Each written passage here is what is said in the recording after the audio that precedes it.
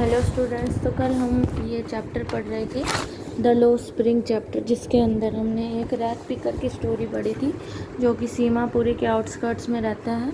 उसके बाद उसने एक चाय की शॉप पे काम करना शुरू किया, जहाँ हम यहाँ पर थे कि जो उसका स्टील कनिस्टर है, स्टील की जो केतली है जो उसे उठानी पड़ती है, वो प्लास्टिक बैग से काफ़ी हैवियर है। The bag was on his own but the canister belongs to the tea shop owner.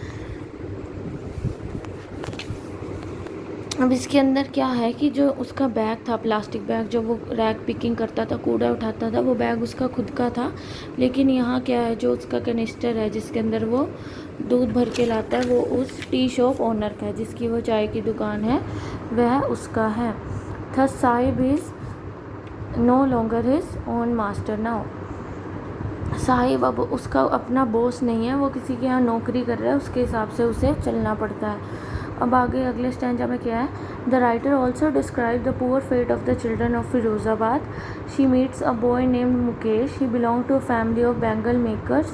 He says that he wants to become a motor mechanic, but his dreams seem to a mirage in dusty streets of Firozabad. अब writer ने क्या describe किया है यहाँ पे, फिरोजाबाद के children के बारे में डिस्क्राइब किया है, जहाँ वो मुकेश नाम के एक लड़के से मिलती है जो कि एक बैंगल मेकर, चूड़ियाँ बनाने की फैमिली से बिलोंग करता है। और वो क्या बनना चाहता है, वो मोटर मैकेनिक बनना चाहता है, लेकिन उसके ड्रीम्स क्या हैं, वो अपनी ड्रीम्स पूरी नहीं कर पा रहा। The town is famous for making bangles. It is centre of India's glass blowing industry. हाँ, अब जो जहाँ वो रहता है वो किसके लिए फ़ेमस है, बैंगल्स बनाने के लिए फ़ेमस है। उसको ग्लास ब्लोइंग इंडस्ट्री भी कहा जाता है फिरोज़ाबाद को। All the members of the family, जो जनरेशन मतलब उस फैमिली की बहुत सारी जनरेशन क्या है, वो यही काम करती है, सिर्फ बैंगल बनाने का ही। मुकेश की फैमिली उनमें से एक है। उनमें से बहुत सारे बच्चे ग्लास फर्नेंसेस में काम करते हैं, मतलब जो फैक्ट्रीज़ में भट्टियाँ वगैरह होती हैं ग्लास की। They live in stinking lens. Stinking मतलब बदबू आती है जहाँ वो रहते हैं. लेन्स, गलियाँ हैं वो इतनी ज़्यादा बेकार हैं. Their homes are hovels with crumbling walls. They have no windows. The bangle maker work hard, still they have to live in utter poverty. जो बैंगल मेकर है वो बहुत ज़्यादा हार्ड वर्क करते हैं, लेकिन फिर भी उन्हें गरीबी की ज़िंदगी जीनी पड़ती है. उनके घर में विंडोज़ भी नहीं है और दीवारें भी बहुत ज़्यादा ख़राब हुई हैं. और उसके बाद क्या है, many of them become blind even before their adulthood.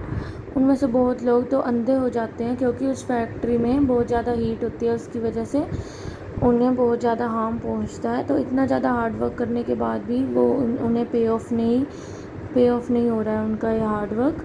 They can not organise themself into cooperative. उनमें से कोई भी लीडर नहीं है. दे आर एक्सप्लॉइटेड बाय, मतलब कि money lenders, middle man and policeman, सबके बीच में वो फंसे हुए हैं. और but Mukesh eyes are full of hope. Mukesh है वो, उसने बिल्कुल भी उम्मीद नहीं छोड़ी है, वो मोटर मैकेनिक ही बनना चाहता है. Dreams of the car moving down the streets of his town. वो सपने देखता है कि एक बड़ी सी कार हमारी भी टाउन में घूमेगी.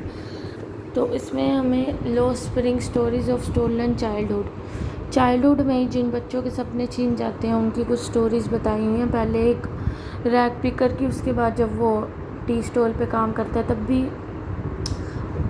उसे पॉवर्टी के दिन देखने पड़ते हैं, और अगली फिरोज़ाबाद की. तो यही हमारे चैप्टर की समरी है.